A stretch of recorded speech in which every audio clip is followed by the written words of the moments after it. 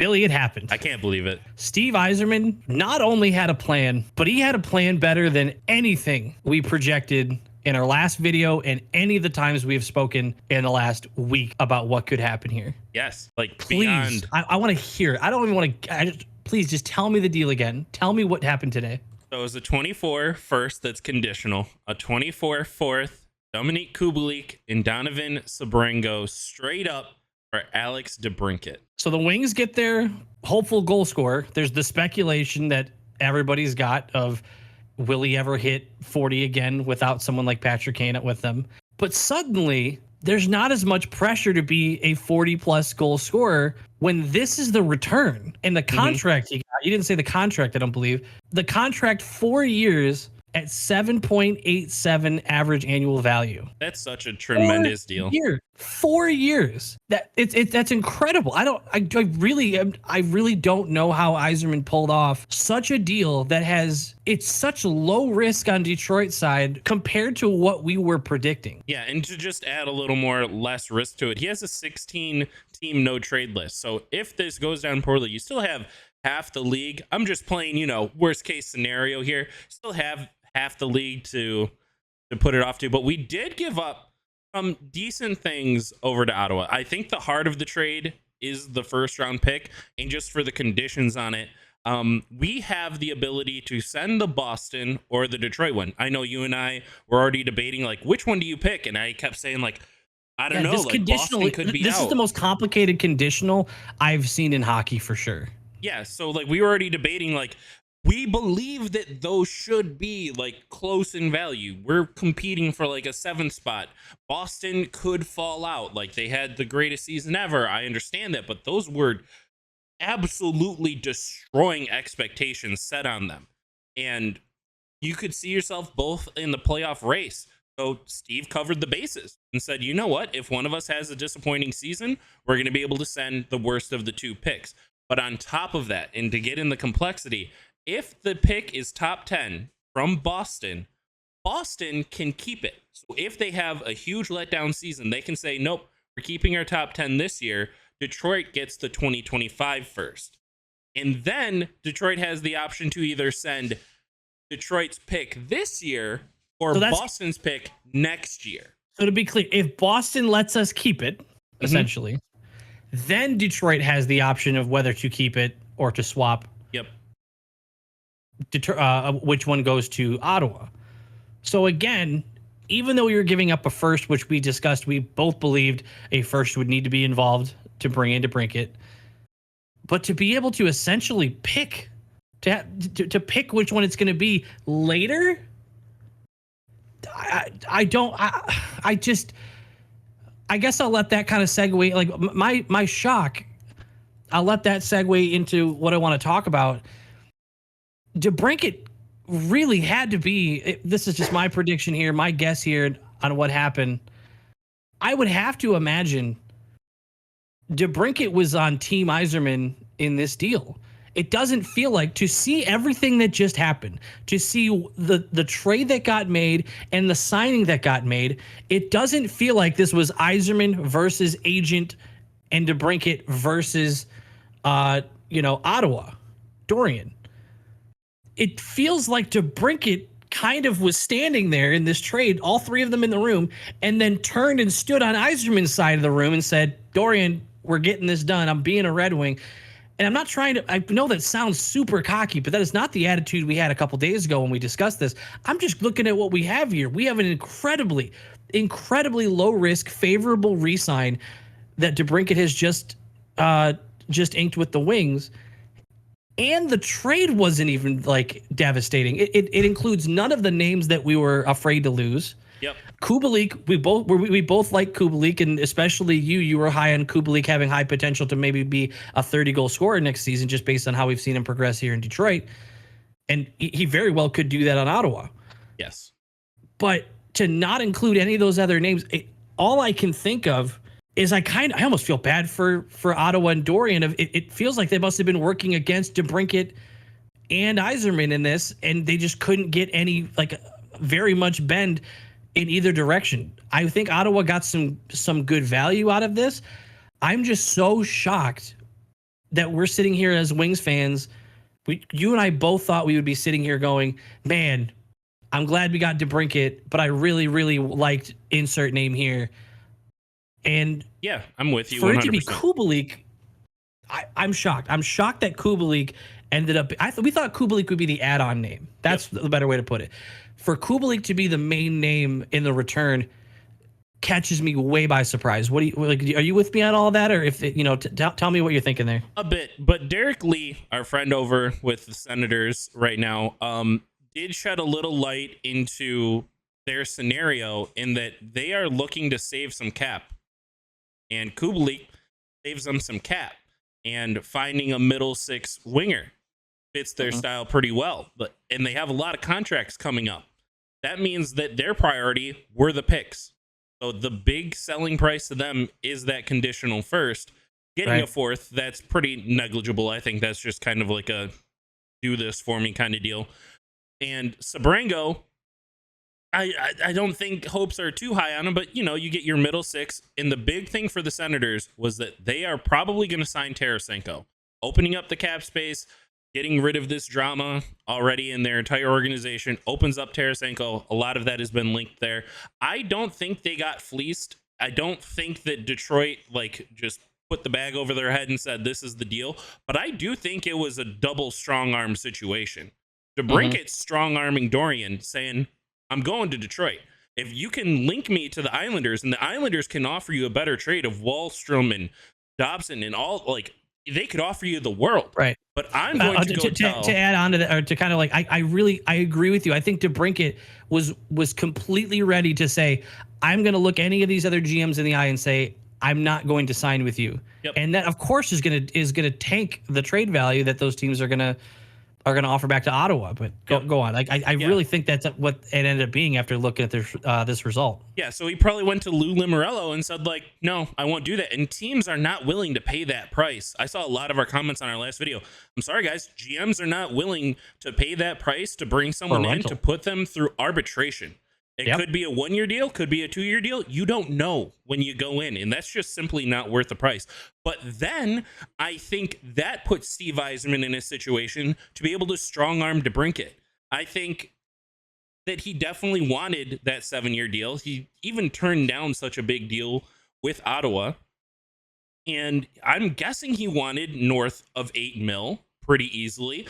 I'm guessing it was towards the $9 million range. Like I said, I think it was going to be like that 8.75, 8.9 is what I expected. I felt like that was reasonable for his market value.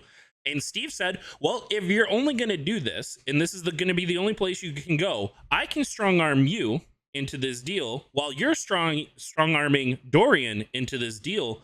And it has worked out incredibly favorable. Like what you said, the fact that we didn't have to involve Berggren, Soderblom, Edvinsson, even to the likes of Wallander, you could have swapped out the name Sebrango for Wallander, and I think we would still very, very much like the deal. But Sebrango's lower than Wallander, so Ottawa didn't even get that from. Yeah, it's I want so badly to. I want to make it clear. I think Ottawa got just on paper in terms of just what you got. You got good pieces.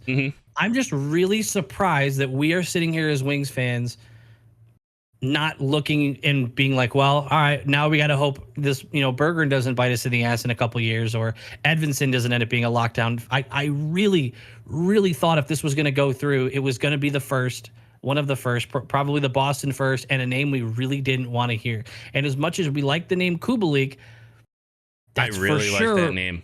But that's for sure someone I'm completely fine with being the primary name on the return for getting DeBrincat. And then on top of it, I know I'm just talking in a circle here, but this is still crazy. And to get that and then be able to sign him to such a manageable deal that can't even bite you in the ass long term. We looked at capfriendly.com. We only have 4 players under contract in the next 4 years. In 4 years, only 4 of our forwards are under contract in 4 years. One of them is now DeBrincat, and DeBrincat is only a 4-year contract. So it's not even a risk. Let's say he turns out he doesn't pan out for whatever reason, it just doesn't work out. It's not a long-term hindrance on the Wings cap situation.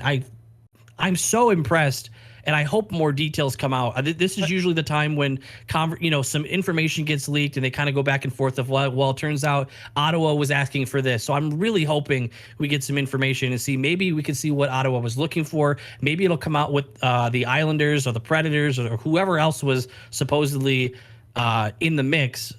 I would love to know what else was being offered to see how much of a hometown discount was actually given here. Yeah, I think we got a hometown discount. I disagree with the one thing you said, though, about it not being a hindrance on us. 4 years and $8 million still is quite the commitment to a player. $8 million isn't anything to like just scoff at and say like, oh, it's fine. I think he can just kind of be mid. The big thing for us, though, is that salary cap, I believe they said, is jumping up $10 million within the next 2 years. I think it's like a $4 million and a $6 million jump. So you're telling me in 2 years that an $8 million contract could just be what is expected out of like a 25 goal scorer? I think he should easily be able to meet that with us, especially with the talent that we can put around him. And I also want to mention the 16 team no trade list. Let's say like things don't really pan out here. I'm sorry, but he still had such a good young career that if the first year or two don't click with Detroit, he still holds trade value. Even if he's putting 20 to 25 in the net for us instead of that 30 to 40 that we're hoping for. And maybe this team just completely underwhelms us. You still and that's kind of why that's kind of why the 7.875 doesn't worry me that much. It doesn't feel like much of a hindrance because of the two factors of there being 16 teams on the list or 16 teams not on the list, whatever it was, that that you would be able to trade him to. There's obviously, retaining options, but with the cap going up, for it to only be 7.875, if that's going to happen, it's not going to be this year or next year. You would hope. In 3 years or that fourth year, it would not be difficult to just get him on another team, whether it be us having to retain a little bit. This just seems like such a low risk, and it have such a potential high return. It's incredible. And to just look into a little bit of like why Cat would have signed this deal. One, hometown discount. I think that's absolutely part of it. Grew up in Farmington Hills, Michigan. Probably grew up a Red Wings fan. Like just family's here, isn't he? What's that? Is his family here? I believe his family's here. Yep. Yeah. I'm guessing, wanting to be around the all-time greats of your city, like Nick Lidstrom, Chris Draper, Steve Yzerman, like that has to play some level of part into the decision making. It's not all just money. It's not all just like team situation. Like I believe there's like a very good emotional detachment in that. I think Steve Yzerman was the GM offering you a like, think about it. If it was, if our dreams would have come true and we were in the NHL and we're sitting in an office watching the captain that we grew up watching raising multiple cups, and he's like, I want you to play for my hockey team. It's going to be real tough for me to be like, I need another $1 million to make this work. I get it. I'm sure there are plenty of players that are like, they're going to prioritize the money, and for good reason, take care of your family, set up your family long-term. But there are going to be plenty of people, and likely is what happened here, that just looked their childhood hero in the eyes during a meeting and were like, I want to play here. I'm willing to make this work. I'm sure they fought for some money. I'm sure Yzerman even tried to go a little bit less because it's so I'm sure there was some back and forth, and that's why this took so long. But I really think the hometown kid thing really, really worked out well for Wings fans. Yeah, and I know that there have been on Twitter, I'm just taking, opinions in from Twitter and kind of reflecting on this a little bit. He's going to be 29 at the end of his contract. And everyone's saying like, oh my God, he could have got paid. He could have got $9 million. He could have got 9.5. Like he should have got paid. He should have really, really got the money going to Detroit. Like who wants to live in Detroit? All those different things. Guys, like it's $8 million over 4 years. One, that's good in the NHL right now. Let's just make that pretty clear. That is a good amount of money in the contract. You're right. It gets distorted when you see like these NFL or NBA contracts. Like that's a lot of money for a hockey player to make. Yes. Then on top of that, he's going to be 29 when the contract ends.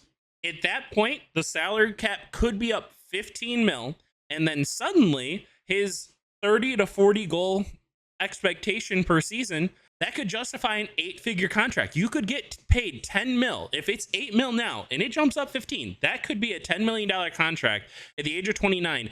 Instead of him then be committed at that point to another 3 years in a deal, if he signed a 7-year, split 8 mil. the point that I want to make is that go look at Brad Marchand's contract right now. He signed a relatively friendly team deal when he signed. He signed it very long term. And when you look at it now, you say to yourself, how is Brad Marchand only making $6 million? $6 million Right. in the NHL. If you gave me the option of having Brad Marchand or Andrew Kopp, just strictly as like player performance, not person, because I do not want Brad Marchand on my team, but it's objectively Brad Marchand. And his contract could arguably be one of the best in the league because of the length, the hometown discount. So this saves DeBrincat a bit of that. And if you're paying right now for 30 goals and it's under 8 mil, I think you got one heck of a deal. I think this works out great for both parties. Maybe that's me just coping. Maybe that's me trying to paint the picture really bright for DeBrincat. It doesn't feel like coping because we were so expecting this to look differently when this went through. Yeah. Like it'd be one thing if we had lost like Berger and Edvinsson and we're like, well, this really is okay. This is seriously okay. This is seriously very, I hope, best case scenario, both sides are happy with what they got. I can't speak for Ottawa fans, but I could speak for Wings fans. I feel like I could speak for Wings fans. If you're watching this as a Wings fan, you're probably pretty happy right now. We still got more to want to talk about, but a reminder that we do answer just about every comment on these videos. We answer on our personal accounts and on the main account. So please, if you want to jump in on the conversation, do it right now. You could still keep listening. We don't do that much visually up here. You're good. Just scroll down there. You can listen and type and just tell us what you think. What do you like about this? What do you like about the deal? What don't you like about the deal? If you're an Ottawa fan, first of all, I appreciate you being here. I know we may have made it sound like that Ottawa did not get a great deal here.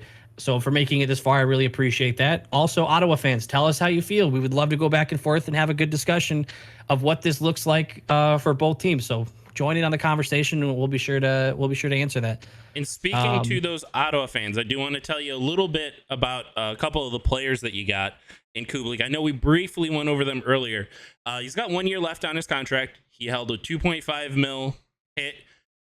Obviously going to need to be signed. I think Ottawa probably traded for him, intending to have some level of an extension. I wonder if Kubalik got to talk to them about an extension. I wonder if they do want to hold off and just see how he performs this year. In a previous video, we did mention how in the IIHF, he popped off. He started performing incredibly well offensively. It's something that we saw him grow into here in Detroit a bit. If you average his 82 games, I don't think he's had a full 82 game season yet, but if you average his totals in an 82 game season, he's getting 25 goals, and it looks like he just got better. Looks like he's going to be a depth winger for you guys. He could put in that 25. He could slot in and provide the offense that you're losing in DeBrincat. It's obviously riskier. I'm more confident that DeBrincat would be able to do that than him. And he could be on your power play. We put him on the wing. On the right side, he loves to take one-timers. JFresh Hockey on Twitter did tweet out all of his advanced stats and how many one-timers he takes. A big part of his game. But on top of it, he was really good at finding like the bumper guy or the far winger for the passes from the power play. So like you're getting a good offensive talent out of him that has potential really good upside. And the one that I think is a bit underwhelming, if I'm just going to be very frank with you guys, is Donovan Sebrango. He was a 2020 third round pick, number 63 overall. He's only 21 years old. He has played 135 games in the AHL, 5 goals, 13 assists. Doesn't look like there's anything excelling in his game. I know that I've heard his name a bit at training camps for Detroit. Nothing ever too impressive. It felt like I heard his name for a short bit, and then it got quickly taken over by Wallander, Edvinsson. Like, just other names started to go over him. The potential is there for him to slot in as like a 7th guy into your future. Maybe it's just a good guy to have, long-term in your AHL system. But I wouldn't say Sebrango's like a home run hit for you guys. Well, one thing to keep in mind after this deal has been done, because we did manage to move Kubalik, and prior to this, if you've been following the Wings, you know that Zadina got waived, cleared waivers, and the contract has been terminated. This has led to the Wings still, even after making this signing and acquiring DeBrincat, still left over with $8.1 million remaining in cap. Are they going to do something with it? Maybe. Would they have done it already? Probably not. I could see them absolutely have been waiting for this deal to go through and know for sure that this is happening before they spend any more of that money. But maybe they will, maybe they won't. I don't know how many spots we have right now because we already keep every time we talk about lineups, which we'll talk about it again in a little bit here. Every time we talk about lineups, we always end up seeing one or two guys on the healthy scratch that we kind of like. So Yep. I don't know. Do you think there is any potential that they do something with that 8.1? Well, I would project that we don't. I would think that we don't touch it and we go into this season. And if you have 8.1 mil to be a buyer at a trade deadline, you can again find yourself in the situation we just did, where you are one of the few teams that have cap space.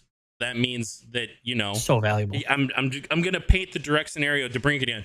Maybe there's a DeBrincat on the market, has, you know, the ability to demand 8 mil or so, whether that's something they already signed or are going to sign. And you have the likes of like, oh, well, I want to go to Dallas. I want to go to Vegas. I want to go to Florida. Like, I want to go to Boston or New York. And you're like, they have like a combined $800,000 open between the four of them. You are so right. Sure. I didn't. Yeah, you are absolutely right. Holding on to that cap or holding on to as much of it as you can and going into a scenario where you are one of the few teams that actually have the ability to take on a contract, and find yourself potentially in a buying situation. You're right. That it's exactly one of the reasons that the DeBrincat deal seemed so likely here, past all of the hometown stuff.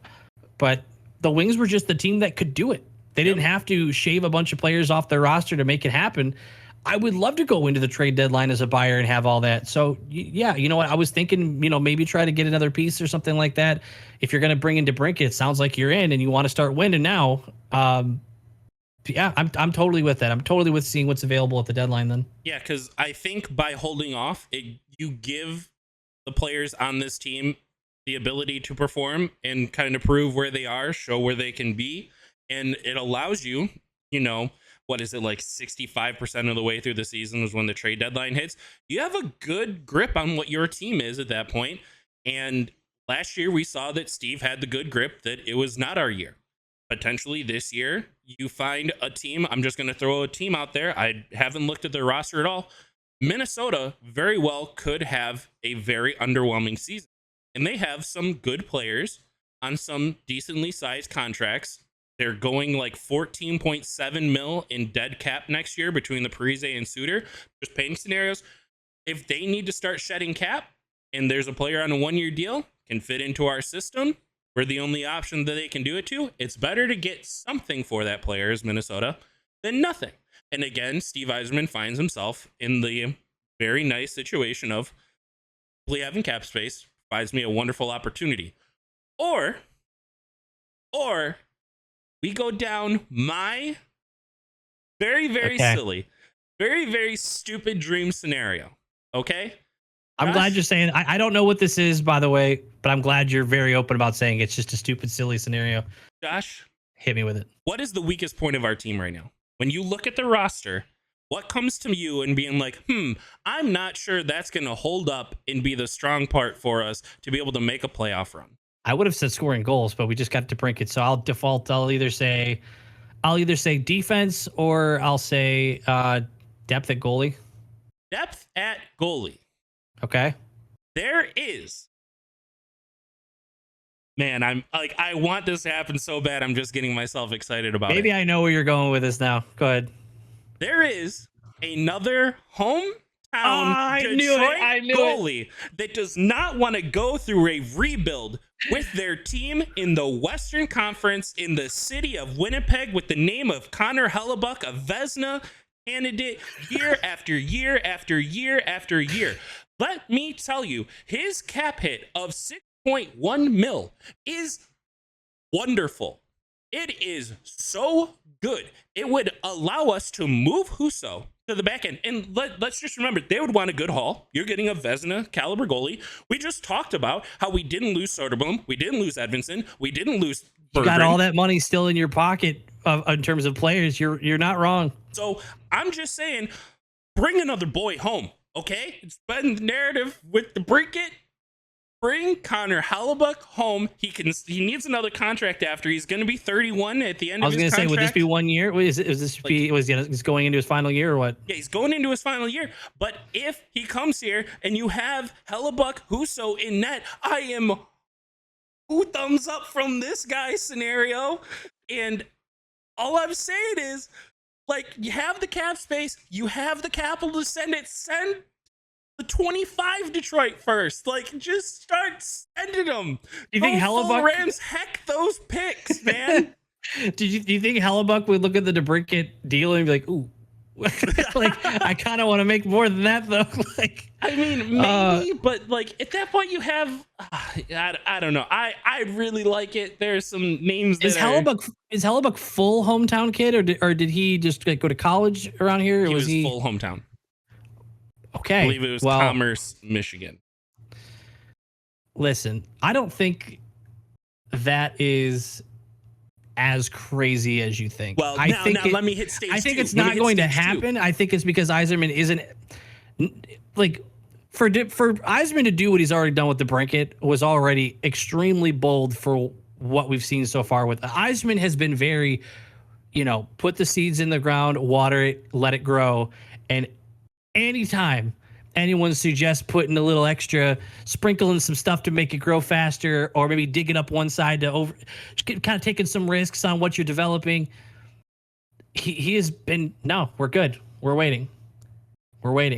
And this is the first time we've seen him go, we're going to hit the fast forward button just a little bit. Yep. As much as I would love that. I really would. As much as I would love it, I think that is too far off of what Yzerman would do. But then at the same time, I'm like, the dude made sure to leave 8.1 available. The dude made sure to make sure he had all of these prospects still in the system. The dude made sure to still have a first available. The dude made sure to have the rest of his day 2 or early day 2 picks available. The guy still has a deep pocket to spend if he really wanted to do it. And now, but in the last little bit I'll say on that, and I'll let you kind of close that, is now we're not just the Red Wings anymore. We're the Red Wings who now also have DeBrincat. You know what I mean? Yeah. Usually when players are considering going to a team, like, okay, well, what are they building over there? I know it's just one guy. But we are a different team than we were 2 hours ago. Yes. So I could see it being appealing for someone like Hellebuck to want to come over here and want to be a part of that. I'm with you. That would be cool. That would be incredible. Right. And honestly, I would be so in. I would be so. I'd be like, I would really think this year is going to be so much different than it was in the previous. Then follow me into stage 2. Oh, God. He takes 6.1 mil. They don't retain any salary. We don't make them do that. Okay. He said 6.1? Yep. He takes 6.1. You have 2 mil left. So we got we have 2 mil left. Who are you telling me is out there worth 2 mil? Again, stupid dream scenario. You put number 88 in a Red Wings jersey. Kane. You bring in Patrick Kane. You put him back with Cat. He already reunited with Panarin. You put him in a red jersey again. Pause. Any of you who are still watching and have made it this far, please at least recognize you're just hanging out with you're just hanging out with the boys at this point. We're going full fanboy. Yeah, we're just at this point we're going full fans and we're just dreaming. So don't look too hard into this part. Come on, just live with us for a second. Maybe go in the comments and tell us if you think it'd be kind of cool or something. But dude. Okay, now we are in never gonna happen territory. Yep. But if you're telling me that we spent every penny of our remaining cap and brought in Hellebuck and Patrick Kane, I'm telling you, when tickets like, I'm looking Get like rid of Connor Bedard's record of 3.5 mil overnight. Red Wings are hitting 5 mil overnight. You know what? It's so like not gonna happen, but it is very fun to think about. It is fun to think about that. But realistically, in the world we currently live in right now, the Wings are looking like they're in a much better spot. And in terms of what they're looking like, why don't we take a look at what they're looking like night one as of right now? Billy, I know a couple videos ago, you guys can check that out. I think we did it on our recap of free agency. I don't think we've done this yet, but we'll figure it out. We'll put the little thing that pops up at the top of the video in case you want to check out our recap of free agency. And if I can't figure it out, I'll just put it in the description. But at the time, we had put together what we believed was going to be. Oh wait, no, you could probably put that on the screen too. Yep. Of what we thought the lines could potentially look like. Now, let's take a couple minutes. DeBrincat's on the team. Kubalik's no longer on the team. Dean is not on the team. Zadina's not on the team. So 2 players you actually had in your starting roster starting on night one are no longer on the team. What changes now that Alex DeBrincat is a Red Wing? So after putting this out there, got into some discussions with some Wings fans, and there was a lot of debate on whether Fabry should be so high up, the injury problems, everything like that. I think this solves it. I think DeBrincat goes on the top line with Larkin, and you move Raymond down. You move Perron up, because Raymond and DeBrincat on the same line, I don't think that's going to work. I think you have 2 small goal scorers. It's not something that you want to pair together. But then you put a goal scorer in Perron, kind of like the harder nose hockey, still has a bit of playmaking. You have Larkin with the speed and the playmaking, and you put DeBrincat on that line. I really like that top line. Is it the best in the NHL? Is it top 10? No, absolutely not. But I think you're top 15. I think you start getting yourself in that conversation of, Larkin's coming full form. You put a goal scorer on there, proven winner. I really like that top line of those 3 together. And then for the second line, the more I think about it, the more I see this offseason go, the more I talk to Wings fans, the more excited I am for Berggren. And this might be putting him a little too high in a lineup, because I wanted him on the third line with Kubalik to put him with a goal scorer. I now want to put him on the second line with a potential better goal scorer in Raymond, maintaining comfort at the second center spot, keeping him as that kind of two-way, offering a little more defensive stability. I don't think that's a strong suit for Berggren or Raymond.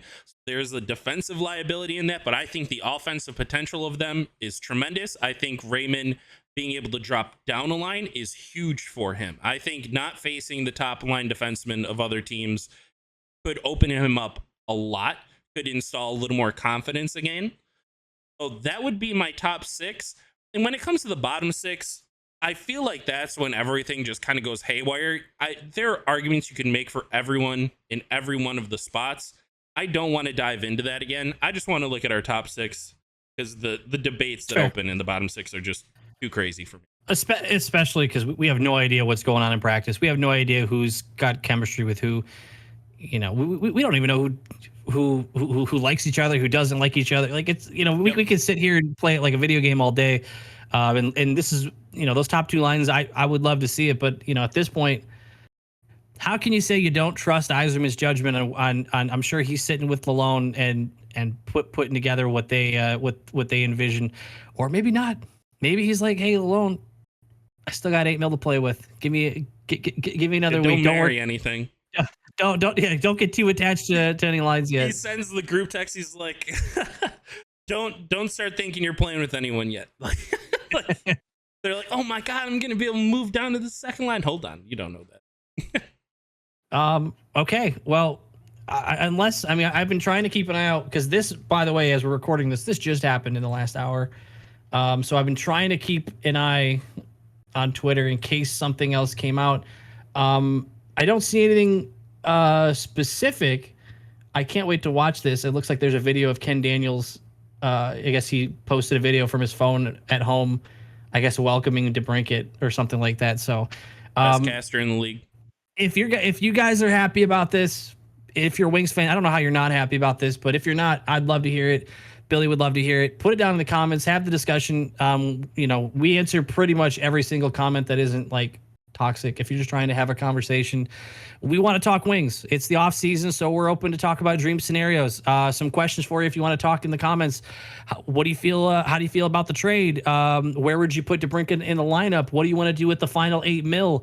Anything's on the table, and we would love to talk about it. If you're an Ottawa fan, you made it this far, you are an excellent sport. I really appreciate you sticking around and listening to us fantasize about what we're going to do with our team. If you got to this point, thank you everybody for watching. Make sure you like and subscribe. We're going to keep doing videos just like this in the near future. And if the Wings do anything else this off season that gets us all excited and talkative, we're going to get another video out. So stick around. Appreciate you all. Have a good one.